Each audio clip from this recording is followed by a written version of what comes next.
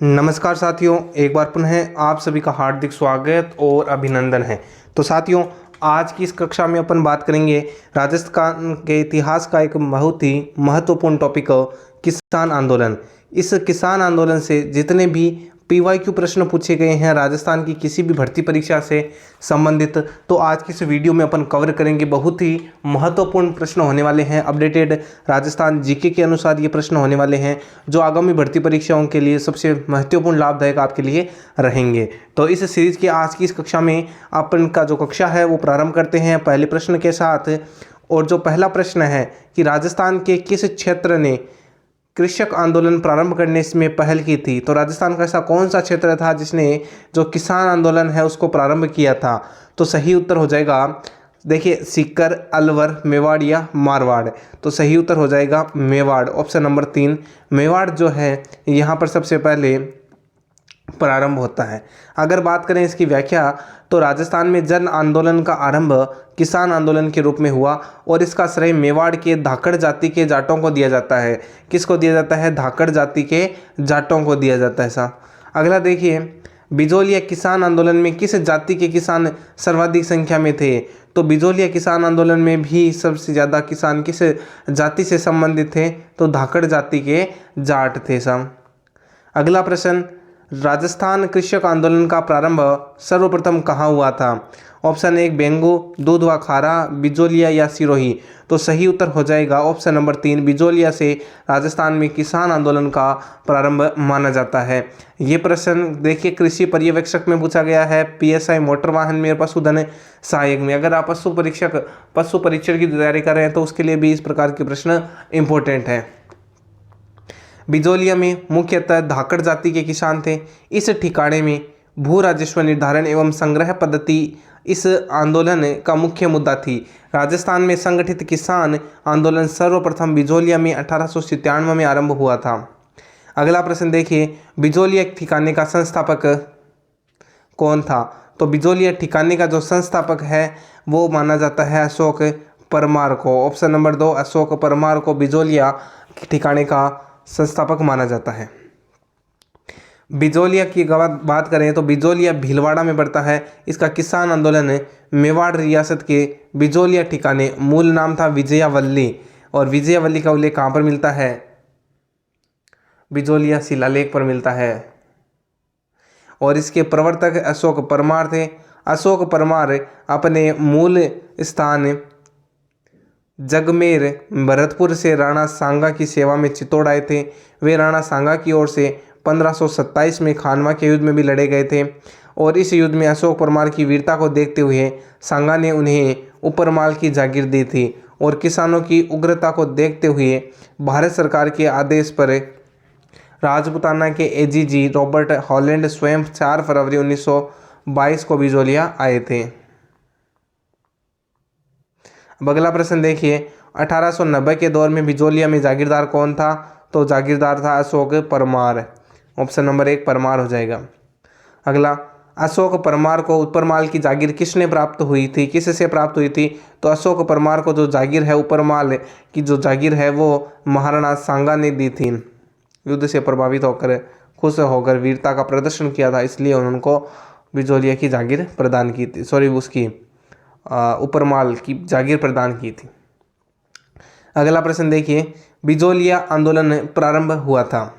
तो बिजोलिया आंदोलन जो है वो सवाई कृष्ण के समय प्रारंभ हुआ था 1897 के अंदर। बिजोलिया ठिकाने में भूमि कर निश्चित करने के लिए कोंता प्रथा प्रचलित थी। राव कृष्ण सिंह के समय बिजोलिया की जनता से 84 प्रकार की लागतें यानी लागें वसूल की जाती थी। 1903 में राव कृष्ण सिंह ने चमरी कर लाग, जो लड़की की शादी के समय पर लिया जाने वाला कर था, ये लिखा हुआ है अपने राजस्थान सूजस पृष्ठ संख्या 569 में 5 रुपये, परंतु आरबीएसई कक्षा 9 की जो पृष्ठ संख्या 28 है उसमें 13 रुपये लिख रखा है। तथा उसके उत्तराधिकारी देखिए, या तो 5 रुपये भी कर लिया जा सकता है या 13 रुपये, क्योंकि अलग अलग है। राजस्थान सूजस में जो है वो 5 रुपये है और आरबीएसई कक्षा 9 में 13 रुपये है।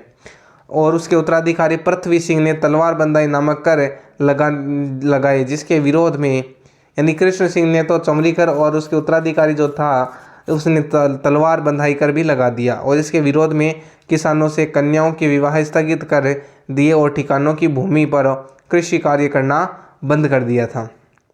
अगला प्रश्न, जागीरदार राव कृष्ण सिंह ने बिजोलिया में किसी किसान की बेटी की शादी होने पर एक नया कर यानी 5 रुपये का भुगतान की शुरुआत की।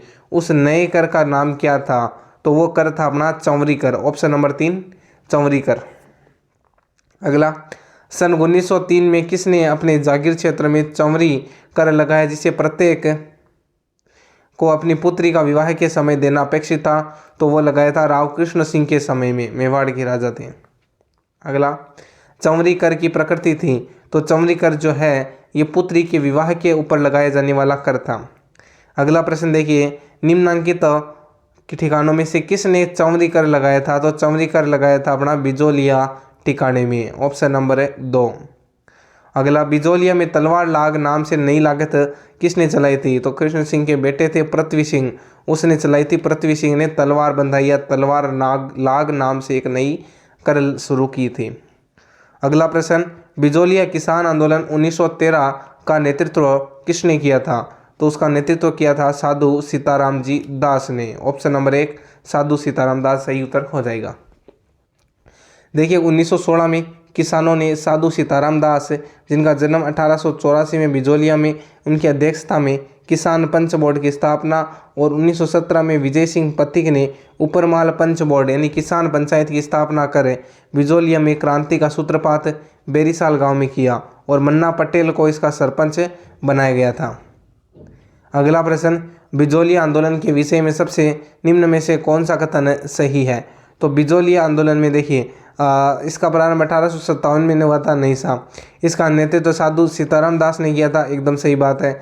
और राव गोपाल सिंह बिजोलिया के सरदार थे, गलत बात है। कृष्ण सिंह ने किसानों पर 64 कर लगाए थे, ये भी असत्य बात है। 84 कर लगाए थे, 64 नहीं लगाए थे, है ना। अगला प्रश्न, साधु सीताराम दास का जन्म कहाँ हुआ था? तो इनका जन्म हुआ था बिजोलिया के अंदर। अगला, साधु सीताराम या सीताराम साधु का किस आंदोलन से संबंध था? तो ना तो किसान शेखावाटी आंदोलन ना हाड़ौती आंदोलन है। ऑप्शन नंबर अगर बात करें, अच्छा उत्तर है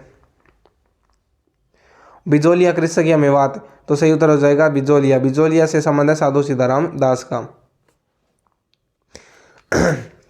अगला प्रश्न है 1917 में किसने बिजोलिया किसान पंचायत का आयोजन किया था? तो वो थे विजय सिंह पथिक ने बिजोलिया किसान पंचायत का आयोजन 1917 में किया था। किसान पंचायत जिसकी स्थापना 1916-17 में की गई थी, इस संगठन का संबंध था तो ये बिजोलिया से संबंधित थी किसान पंचायत। विजय सिंह पथिक ने बिजोलिया आंदोलन में भाग लिया था 1916 में लिया था। ऑप्शन नंबर 2 1916 हो जाएगा। देखिए जनवरी 1915 में पथिक रास बिहारी बोस के आदेश पर राजस्थान आए थे क्योंकि ब्रिटिश खुफिया पुलिस को उनकी तलाश थी। राजस्थान में भटकने के पश्चात पथिक चित्तौड़गढ़ के समीप ओछड़ी के ठाकुर गोपाल सिंह के पास आ गए। वहीं पथिक का बिजोलिया के किसान नेताओं से संपर्क हुआ। वहां इन्होंने हरिभाऊ किंकर द्वारा संचालित विद्या प्रचारिणी सभा से नाता जोड़ लिया और 1916 में साधु सीताराम दास के आग्रह पर बिजोलिया पहुंच गए और वे इस आंदोलन से जुड़ गए। तो 1916 में यह घटना हुई थी, यानी 1916 में विजय सिंह पथिक ने बिजोलिया किसान आंदोलन के समर्थन में आए थे।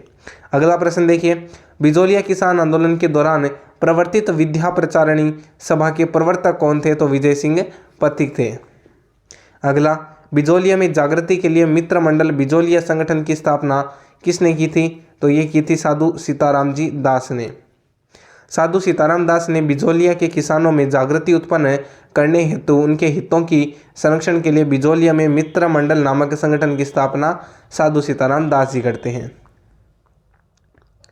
अगला प्रश्न देखिए, बिजोलिया किसान आंदोलन के प्रणेता कौन थे? तो बिजोलिया किसान आंदोलन के प्रणेता माने जाते हैं विजय सिंह पथिक को। विजय सिंह पथिक जो है इनका वास्तविक नाम था भूप सिंह और इनका जन्म हुआ था उत्तर प्रदेश के बुलंदशहर में। राजस्थान के बिजोलिया किसान आंदोलन में विशेष रूप से सक्रिय होने के कारण ये किसान आंदोलन के जनक भी माने जाते हैं। अगला, भूप सिंह का संबंध किस किसान आंदोलन से था? तो भूप सिंह जो विजय सिंह पथिक का वास्तविक नाम था, है ना, तो बिजोलिया शिलालेख से बिजोलिया किसान आंदोलन से संबंधित है अपने भूप सिंह या विजय सिंह पथिक है। ऑप्शन नंबर 2 राइट हो जाएगा। अगला, राजस्थान में किसान आंदोलन के जनक के रूप में किसे माना जाता है? तो ये भी विजय सिंह पथिक को माना जाता है।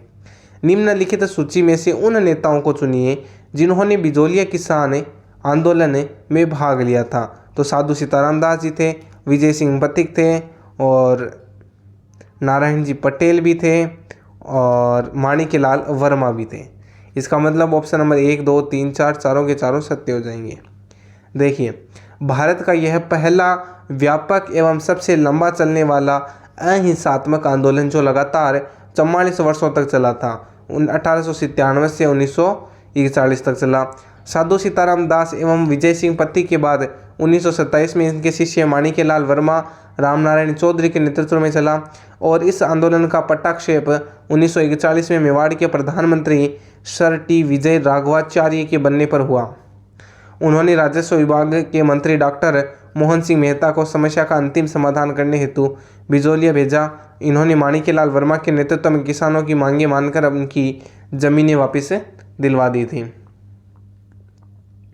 बिजोलिया आंदोलन को 3 चरणों में विभाजित किया गया था।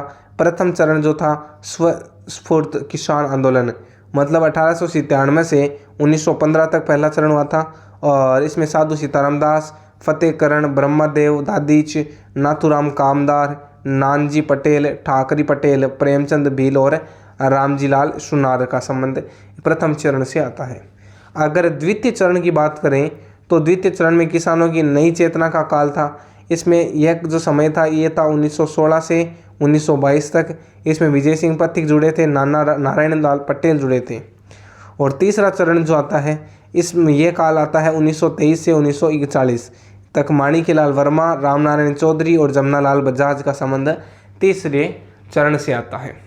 अगला देखिए, राजस्थान में बिजोलिया किसान आंदोलन कब प्रारंभ हुआ था? तो 1897 के अंदर यह बिजोलिया किसान आंदोलन प्रारंभ होता है। अगला, बिजोलिया आंदोलन चरणबद्ध तरीके से हुआ, उस विकल्प का चयन कीजिए जो इन चरणों में नहीं है। देखिए, 1897 में 1915 पहला चरण था, और 1916 से 1922 दूसरा चरण था, और 23 से 41 तीसरा चरण था। 1888 से 96 तक कोई चरण ही नहीं था। इसका मतलब ऑप्शन नंबर 4 क्या हो जाएगा? असत्य हो जाएगा। अगला प्रश्न, इनमें से कौन बिजोलिया किसान आंदोलन से संबंधित नहीं था? तो छगनलाल चौसानी वाला नहीं, इसका संबंध नहीं देखा जाता है। सीताराम दास थे, माणिक्यलाल वर्मा भी थे, और विजय सिंह पथिक का संबंध भी आता है। इसका मतलब ऑप्शन नंबर 1 क्या हो जाएगा? असत्य हो जाएगा। अगला क्वेश्चन देखिए, निम्नलिखित में से कौन बिजोलिया किसान आंदोलन से संबंधित द्वितीय जांच आयोग के सदस्य नहीं थे? तो रामाकांत मालवी भी थे, ठाकुर राज सिंह थे, मेहता तख्त सिंह थे, लेकिन बिंदुलाल भट्टाचार्य का संबंध द्वितीय जांच आयोग के सदस्य से नहीं आता है। बिजोलिया में तीव्र जनमत विद्रोह के परिणाम स्वरूप गठित किए गए बिंदुलाल भट्टाचार्य आयोग अप्रैल 1919 के सदस्य मांडलगढ़ हाकिम बिंदुलाल भट्टाचार्य, दीवान अफजल अली हाकिम और अमर सिंह थे। 1920 में महाराणा द्वारा एक अन्य जांच आयोग जो गठित की गई थी, जो सेकंड जो था, उसमें सदस्य थे मेहता तख्त सिंह, पंडित रामाकांत मालवीय और राव बेदला, है ना। अगला क्वेश्चन देखिए, बिजोलिया के किसान आंदोलन को गांधी जी ने आशीर्वाद दिया था, तो कब दिया था गांधी जी ने? नागपुर अधिवेशन में दिया था। 1920 में गांधी जी ने आशीर्वाद दिया था बिजोलिया किसान आंदोलन को। 1919 तथा 1920 में पथिक जी ने कांग्रेस के अमृतसर व नागपुर अधिवेशन में भाग लेकर आंदोलन को राष्ट्रीय समस्या के रूप में स्थापित, गांधी जी का आशीर्वाद प्राप्त करवाकर बिजोलिया के किसानों की समस्याओं को एक सुदृढ़ आधार देने का प्रयत्न किया था। अगला, बिजोलिया आंदोलन के दौरान 1922 के समझौते के प्रति बिजोलिया जागीरदार का रवैया क्या था? तो पूर्ण रूप से स्वीकार माना गया था। ऑप्शन नंबर 1 कि उनका रवैया पूर्ण रूप से स्वीकार था। एजीजी हॉलैंड के प्रयासों से ठिकाने और किसानों के मध्य 11 जून 1922 को सम्मानजनक समझौता हुआ। लगभग 35 लागें समाप्त कर दी गई, किंतु इस समझौते को क्रियान्वित नहीं किया जा सका। बिजोलिया के जागीरदार ने समझौते का उल्लंघन करते हुए किसानों पर पुनः नई लागें लगा दी और लगान की मांग भी बढ़ा दी थी। अगला प्रश्न देखिए, कथन है कि ब्रिटिश दबाव के कारण मेवाड़ प्रशासन ने बिजोलिया आंदोलन से 1922 में समझौता कर दिया, और कथन आर जो है कि बिजोलिया जागीरदार ने 1922 के समझौते की भावना को मानने से इनकार कर दिया। तो बात तो दोनों है, लेकिन जो रीजन है यानी कारण कथन का आंसर नहीं दे पा रहे हैं, यानी व्याख्या अच्छे से नहीं हो रही। ऑप्शन नंबर 2 सही हो जाएगा। अगला प्रश्न देखिए, श्रीमती रमा देवी राजस्थान के किस किसान आंदोलन से संबंधित रही? तो रमा देवी का संबंध भी बिजोलिया किसान आंदोलन से आता है। बिजोलिया किसान आंदोलन के तृतीय चरण की महिला नेत्रियों में एक तो अंजना चौधरी और नारायण देवी वर्मा और रमा देवी ये प्रमुख थे। रमा देवी 1930 के सत्याग्रह और 1932 के सविनय अवज्ञा आंदोलन में भी भाग लिया और जेल गई थी रमा देवी।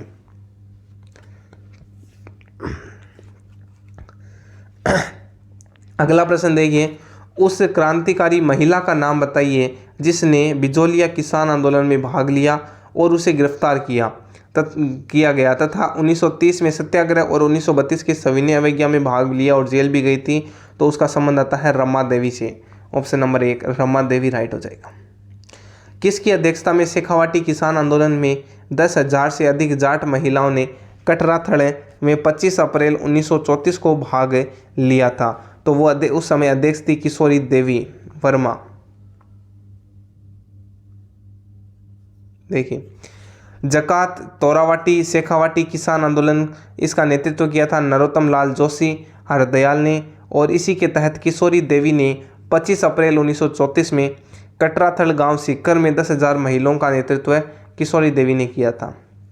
अगला प्रश्न, शेखावाटी जकात आंदोलन का नेतृत्व किसने किया था? तो नरोत्तम लाल जी जोशी ने किया था। Option number 1। अगला प्रश्न देखिए, श्रीमती किशोरी देवी किस किसान आंदोलन से संबंधित रही थी? तो ये सीकर का जो कटराथल या शेखावाटी किसान आंदोलन है, यहाँ पर किशोरी देवी का संबंध आता है। 10,000 महिलाओं का नेतृत्व इन्होंने किया था। अगला, कृषक आंदोलन नेता में कौन सा युग्म सुमेलित है? गलत सुमेलित है। देखिए, बीकानेर में नरोत्तम लाल जी जोशी, तो इसका संबंध तो सीकर से आता है, असत्य हो जाएगा। बिजोलिया में विजय सिंह पथिक थे, और बूंदी में नैनूराम शर्मा थे, और बेंगू में राम नारायण चौधरी थे। और इसका मतलब ऑप्शन नंबर 1 असत्य हो जाएगा। नरोत्तम लाल जोशी ने 1939 में शेखावाटी जकात आंदोलन का नेतृत्व किया था। अगला प्रश्न देखिए, शेखावाटी का जाट आंदोलन निम्नांकित में से किस वर्ष में हुआ था? तो 1922 में हुआ था, लेकिन ऑप्शन में 1925 को सही माना था। देखिए, शेखावाटी में जो जाट आंदोलन था, जिसको सीकर आंदोलन कहा जाता है, 1922 में हुआ। सीकर किसान आंदोलन का सूत्रपात जाट किसानों ने किया, और 1922 में ठाकुर कल्याण सिंह द्वारा उपज का 50% लगान लेना प्रारंभ करते ही किसानों ने इसका विरोध किया, किंतु विरोध को नम्रतापूर्वक कुचल दिया गया। रामनारायण चौधरी ने तरुण राजस्थान समाचार पत्र में सीकर के किसानों के पक्ष में प्रभावी वातावरण उत्पन्न किया। रामनारायण चौधरी का यह कार्य राजस्थान एवं भारत तक ही सीमित नहीं था। उसने लंदन में प्रकाशित होने वाले डेली हेराल्ड नामक पत्र में भी सीकर के किसानों की समस्याओं के संदर्भ में लेख लिखे एवं इंग्लैंड में भी सीकर के किसानों के समर्थन में वातावरण तैयार करने का महत्वपूर्ण कार्य किया। उनके प्रयासों से मई 1925 में इंग्लैंड में हाउस ऑफ कॉमन्स में सदस्य पैट्रिक लॉरेंस से सीकर के किसानों के मामले में भी प्रश्न पूछा था। इसका मतलब रामनारायण चौधरी के प्रयासों से काफ़ी कुछ यहाँ पर प्रभाव पड़ा था। अगला, शेखावाटी किसान आंदोलन 1947 में किसके प्रयासों से समाप्त हुआ था? तो हीरालाल शास्त्री के प्रयासों से समाप्त हुआ था। शिखर व के शेखावाटी दीर्घकालीन किसान संघर्ष का अंत मार्च 1947 को जयपुर में हीरालाल शास्त्री के नेतृत्व में लोकप्रिय सरकार के गठन हो जाने के साथ हुआ। राजस्व मंत्री टीकाराम पालीवाल ने गैर खालसा क्षेत्र में बूंदी बंदोबस्त करवाने की व्यवस्था की थी। अगला देखिए, अगला प्रश्न, 1921 की चांदखेरी नामक घटना किस किसान आंदोलन से संबंधित है? बेंगू, दूधवा खारा, शेखावाटी या मारवाड़? सही उत्तर हो जाएगा जो चांद खेड़ी नामक घटना है ये बेंगू किसान आंदोलन से संबंधित है 1921 में। अगर बात करें इसके संदर्भ में तो 1921 में बेंगू ठिकाने के कर्मचारियों ने चांदखेड़ी नामक स्थान पर सभा में किसानों पर अमानुषिक व्यवहार किया था। अगला ट्रेंच कमीशन संबंधित है, ये भी बेंगू किसान आंदोलन से संबंधित है। बेंगू के किसानों की शिकायतों की जांच करने हेतु मेवाड़ सरकार द्वारा ट्रेंच आयोग यानी बंदोबस्त अधिकारी मिस्टर ट्रेंच की अध्यक्षता में गठित किया गया। अगला बेंगू चित्तौड़गढ़ किसान आंदोलन का नेतृत्व किसने किया था, तो रामनारायण चौधरी ने किया था। बेंगू किसान आंदोलन की बात करें तो मेवाड़ के ठिकाने बेंगू में किसानों से व्याप्त असंतोष तथा बिजोलिया किसान आंदोलन के प्रभाव से अप्रैल 1921 में कृषक आंदोलन प्रारंभ हुआ था। मेनाल नामक स्थान पर हुआ, जिसका नेतृत्व विजय सिंह पति के आदेश पर रामनारायण चौधरी ने किया। कृषक आंदोलन की तीव्रता को देखकर वहां के ठाकुर अनूप सिंह ने किसानों से समझौता कर लिया, किंतु मेवाड़ सरकार ने इस समझौते को बाल सेविक समझौते की संज्ञा देकर अस्वीकार कर दिया। 13 जुलाई 1923 को गोविंदपुरा में किसानों के सम्मेलन पर सरकार ने गोलियां चलाई और जिससे रूपाजी और कृपाजी नामक 2 किसान भी मारे गए थे। अगला प्रश्न, कौन सा युग्म सुमेलित है? रूपाजी और कृपाजी का संबंध आता है बेंगू किसान आंदोलन, दोनों सही है। नानक भील और देवलाल गुर्जर बीकानेर किसान आंदोलन से असत्य हैं। नानजी और ठाकरी पटेल बूंदी नहीं सा। देवा गुर्जर भवानी शंकर सीकर नहीं सा। इसका मतलब ऑप्शन नंबर 1 सत्य हो जाएगा। तो साथियों आज के लिए इतना ही, मिलते हैं नेक्स्ट क्लास में, तब तक के लिए जय हिंद जय भारत।